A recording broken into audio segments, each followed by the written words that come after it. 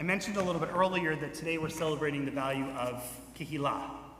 It's one of 5 values that our 50th anniversary committee picked to embody what it means to be Beth Amers. And I mentioned before, I'll say again, that I think if I had to pick one of the 5 that was kind of the umbrella of all 5, it would be this word Kehillah. Because community is about the things that we do, but at the end of the day, it's about the people who make it. I know there's a tradition here that some folks say, thank you for making the congregation, because we know that if we weren't here, if we didn't show up to bear witness to each other and to pray together, we would just be a historic, empty building.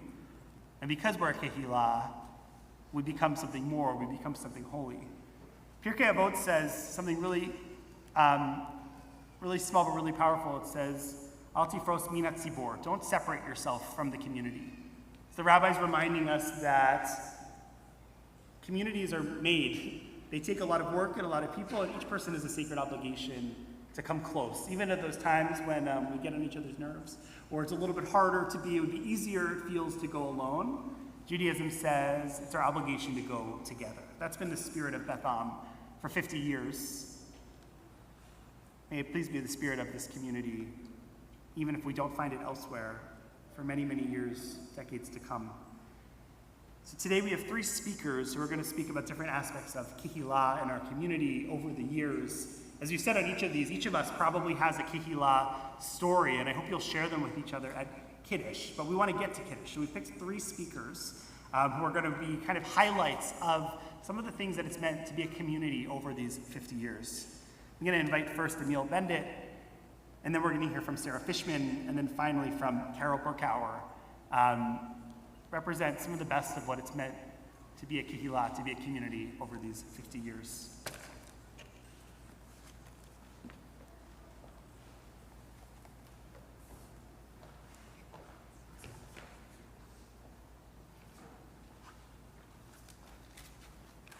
Shabbat Shalom. I moved to Baltimore in September 1965. 60 years ago this month. I didn't know the city, and I certainly didn't have nowhere to live. A family friend, Bernie Kapeloff, suggested I sublet a 2-room apartment in the building where he lived in his 8-room apartment. Not knowing any better, I did. The address was 2502 Utah Place, the Emersonian Apartments.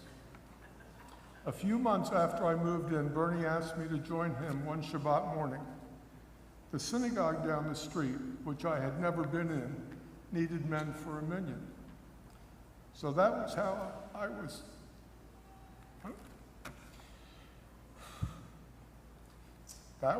was introduced to this wonderful building. Although on that morning, as I remember it, the building was only illuminated by light from the street, and there were only 10 men in the sanctuary. I believe the previous occupants of the building, Chizuk Emunah congregation, had relocated the year before. Even in the dimness of that day, I could tell this was a special place. As life would have it, I moved to Bolton Hill the next year, to Temple Gardens a few years later, and then to Columbia, Maryland for almost a decade, never to be in this building again, until 1980, when we moved back to the city. We joined Beth Am, a relatively new congregation, unaffiliated, but with Reconstructionist sympathies. It was in the city, as were we, and Dr. Lewis Kaplan, AKA the Rebbe, was spiritual leader. The congregation was warm and welcoming and encouraged participation. In 1982, when Beth Am co-sponsored a trip with Brown Memorial Church in Bolton Hill to Israel, we were on it. Rabbi Earl Jordan and Reverend David Malone had become friends, and both congregations were into building bridges. I met John and Ruth Singer for the first time, and also Joe and Gloria Askin. And we became friends with members of the Obrecht and McPherson families from Brown Memorial. It was a memorable trip. Gail, my wife at the time, became a member of the board of the synagogue, and the first interview of Ira Greenstein for Cantor took place in our living room. She also worked on bringing Sweet Honey in the Rock, an a cappella African-American performance ensemble, to Beth Am for a very well-attended concert. Both our daughters, Rachel and Sarah, had their bat mitzvahs in the sanctuary, Rachel in 1988 and Sarah in 1991. Harry London helped me learn trope for reading Torah for those events. In 2001, Rachel was married in the sanctuary on a sweltering June day, no AC in those days, except downstairs. Along the way, I also served on the board. Dovey Kahn and I co-chaired our search for our first conservative rabbi, Rabbi John Conheim. Chapel services were a regular part of my life, not so much to pray, but it was a chance to talk to Gilbert Sandler and Saul Snyder, and besides, it was a place where everyone knew my name. In those days, some of us counted the number of bow tie wearers who showed up for services, with Richard Rosenthal and Ephraim Potts being among the regulars. When Rabbi Berg was appointed, he was instructed in how to tie a bow tie. What will happen when Rabbi Dratch is installed?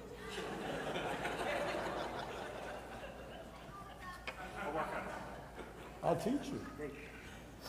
Beth Am has changed, as indeed it should and must for it to thrive.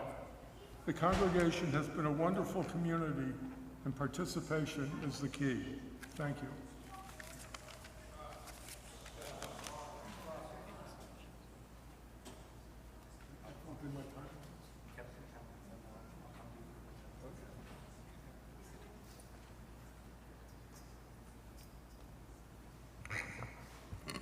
Emile, you know there's a famous Jewish joke about the guy who says, he comes to pray to talk to God, and I come to pray to talk to him. It's like, you come to pray to talk to Saul Snyder. That's great. Next speaker will be Sara Fishman.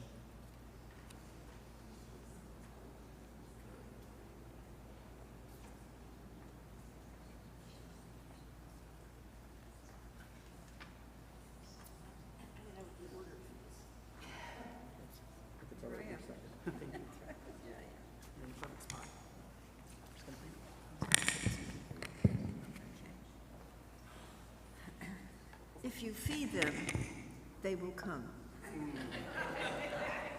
50 years ago, that was our mandate. Feed them and they will come. So of course, to make that happen, we had to have a committee, right?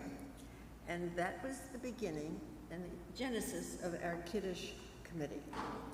We were originally 5 or 6 women, and I'm the only one left, but I'm here to tell the tale. We took our work very seriously and made sure that after every service on Shabbat, including the chapel services, there would be a Kiddush. But once a month, we had what we called a family service, which was held in the sanctuary, and we wanted that Kiddush to be truly homemade, and that required participation by members. So if, for example, we needed kugels, and everybody loved kugels then, and even gefilte fish, and homemade desserts. How were we going to get them? That was before computers and before email. So we had to get in touch with our members.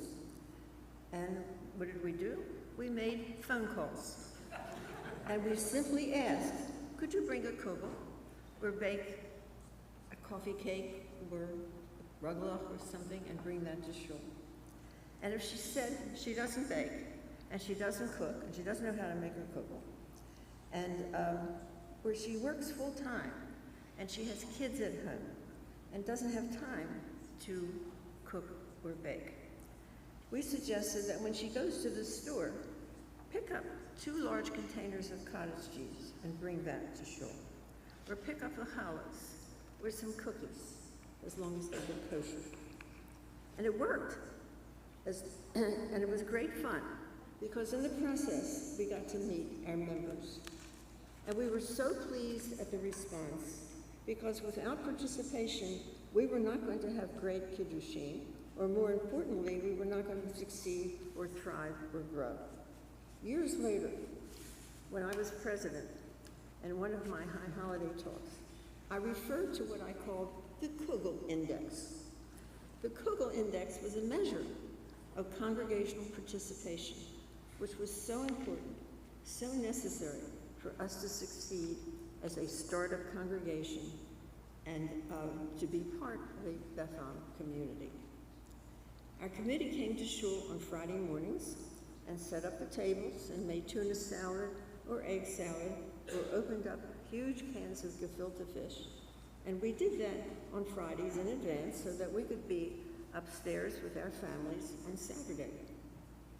Of course, we had no way of knowing how many people to expect. So Judy and Murray Miller sent their son Ian to the balcony to count heads. So we would know how many kugels to heat up, and if we needed to open another can of gefilte fish.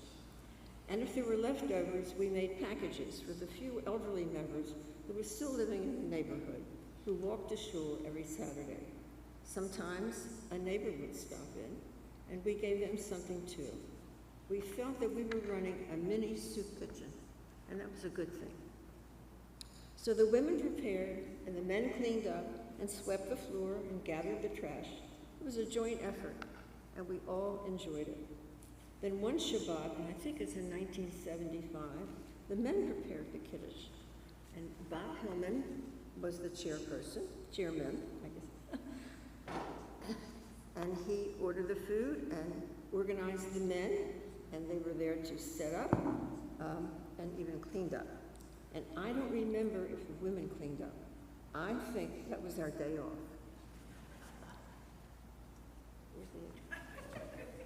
Anyway. Yeah, sure, this is the moment. Oh, it's going to be framed. That was 1979. I didn't know, and I asked Bob Hillman if he knew when it was. He didn't know either. That was the apron. That was my husband, my late husband Nelson's apron. And I kept it for all these years, and then I gave it to Beth Am. It's going to be part of, I guess, our exhibit. Okay, thank you, Tyler. Thank you. Oh, sorry. Yeah.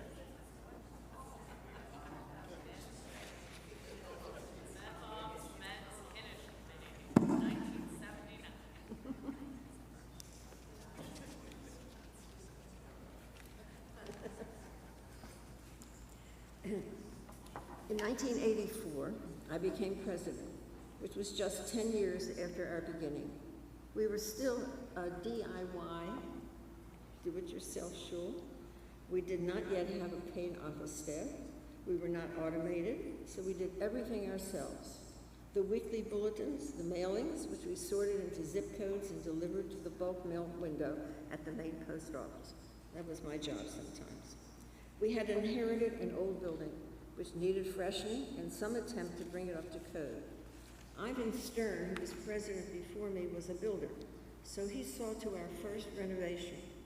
The area downstairs, which is now a lovely lobby outside of the social hall, had been classrooms that had been left here by Kehillah.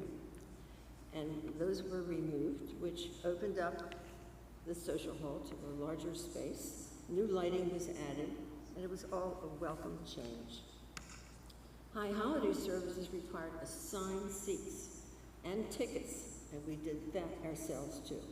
Debbie Potts had a seating chart, also left over from Kehillah, the size of her dining room table, and we worked from that, and later stuck and signed the seats and took the tickets, and later we stuffed the tickets into envelopes and mailed them out and took another trip to the post office. Also, we freshened up the chapel, upholstered the seats for the pews, and if we needed something for the building, we made a telephone call and simply asked for it. No one ever turned us down. Sometimes someone would see something that needed doing or being replaced, and they would just take care of it. Participation was always high. Fast forward 50 years, and during that period of time, we grew and grew up. We started a religious school so that we could educate our children and set a standard for becoming bar or bat mitzvah here. We hired support staff. We became affiliated with the conservative movement. We hired professional staff We learned to do fundraising. We made our endowment an important issue, and we raised enough money to do a major, beautiful renovation and restoration of our beautiful building, which was co-chaired by Jonathan Fishman and Ed Hort. For Nelson and me, becoming part of Beth Am in 1974 was a life-changing time. We found new friends and a place to practice and enjoy our Judaism. We found Kehillah. We had the pleasure of watching Jonathan and Gail marry on this very bima. Beth Am clergy named our granddaughters. Sasha and Leah became bat mitzvah here. And as a bonus, I had my huge moment of pride when my son Jonathan became president of Beth Am. And during the saddest of times for our family, when Nelson died, Beth Am was and still is a source of comfort to me. 50 years ago was an exciting time for those of us who were here. We were starting something new and wonderful. We found new friendships which lasted lifetimes. We discovered Judaism spiritually and scholarly and musically. And we're still here, all grown up and with a new generation of members who I hope will keep us going and thriving. And we're still feeding them, and they're still coming. May it always be so. Take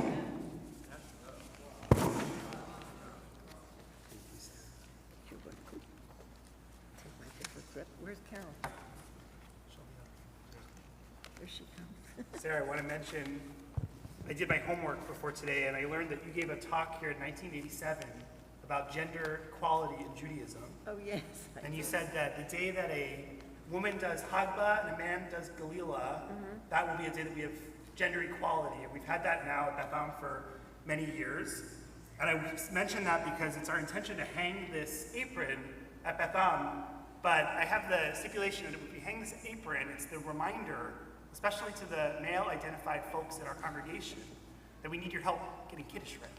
So on the day, I'll say, maybe you'll say in 2025, on the day that we have equal representation on our Kiddush volunteers, that will be the day we have equality at Beth Am. So this will be hung to honor you and Nelson and to all of those who have made Kehillah in this community. And it'll be a warning that you got to bring the kugel or come make the kugel. So And everybody loves cooking. thank you, Sarah. And I want to say that once we were assigned Hagbah to Kehillah, and Nelson and I, and we decided, let's surprise everybody and reverse it, and we did. And what we didn't tell people was that I had come down to shul and practiced so that I wouldn't drop the... Okay. Thank you, Sarah. Thank you. Carol? It's a pleasure to invite up our third and final speaker, Carol Berkower.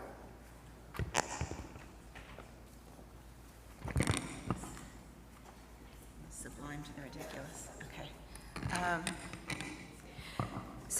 The Beth Am Players had a name change during the first Trump administration. Since 2017, we've been the Beth Am All-American Descendants of Immigrants, Refugees, and Enslaved People Theater Company. I think it would be fair to say that we're Beth Am's community theater. We assemble for about 3 months every year, starting right after New Year's, and it's an intense 3 months in order to put on a Pormspiel, a show that's one night only. I've studied professional acting. I have enormous respect for the rigor and technique, but community theater is its own art form, every bit as important as professional theater. Community theater emphasizes participation, volunteerism, interpersonal relationships, and seat-of-the-pants creativity. In other words, Kehillah. In Beth Am's theater company, everyone who wants a role gets one, or two, or three, and as I'm always telling the cast, there are no small roles. Not just the acting and directing, but the set, costumes, lights, sound, and music are all the work of volunteers. We have a creative team to write the spiel, which in addition to me and Charles Ramelkamp includes one or more Katkoffs, Bergs, Bellers, Berger, and Anna Pavich. We write and meet through the fall, ramping up in December, and try to have a script mostly done by the time we hold auditions in January. Briefly, how I got involved. I have a confession to make. I'm terrible at remembering names. Sometimes I can't even remember the names of my actors, which is pathetic. but I remember everything I see on stage, any stage from Broadway to a synagogue basement. So one day in January 2015, Rabbi Berg calls me and asks, what did I think of the Beth Am Purim spiels? For years, Charles and Nelson Hyman had been writing the spiels. Gail Wameth, Meg Berman, Jim Schwartz played major roles. Anyway, I get this call from Rabbi Berg while I'm driving, so I pull over and then I rattle off a critique of each spiel performed over the last 5 years, like Frank Rich reviewing Sondheim. Then Rabbi Berg asked, would I direct this year's spiel? We only have 2 months, but Charles had already drafted a script based on Star Wars. I don't usually make New Year's resolutions, but that year, uncharacteristically, I had, and I'd resolved to say yes. So I told Daniel I would direct the spiel, but I wouldn't produce it. Daniel's reply was, what's producing? It was a team effort from the start. Nelson, Jason, Robin, and I tweaked Charles' script, Purim Wars, subtitled May the Farsi Be With You, and added some songs, got a cast together, and a pianist, the multi-talented Jody Siegel. We had 14 cast members, including Zach Berger, who premiered what would become his annual monologue / political agitprop. That year, Zach played Bibi singing Bomb Iran. Some things never change. Looking back at my first year, the Beth Am players were already forming. In addition to Nelson, Charles, and Lainey, we had the entire Katkoff family, Bonnie Gorelnik, Shoshana Rubinstein, and Meg Berman. In 2016, we added the amazing Meg Wobus as music director, the Berg family, and Sarah Kelly. And the following year, Sarah played Haman pregnant, and 4 years later, that baby, Merrick Kelly, joined us on stage. I mention Merrick in particular because this takes us back to community. When Merrick did his first spiel in 2022, he was 4 years old. Our 30-member cast that year for Mean Goyles spanned an 8-decade age range from Merrick to Nelson. This is the magic of theater, community theater certainly, bringing such a diverse cast of characters together to create something fun and entertaining for the entire Beth Am family. And in the process, we become our own theater family. The 2025 spiel, Shoshana Lot, had our largest cast yet with 42 actors. Even I found that a bit overwhelming, so thank God for Susanna Kolstad, who choreographed the musical numbers. It really takes a village. I should add that in at least one respect, our players are 100% professional.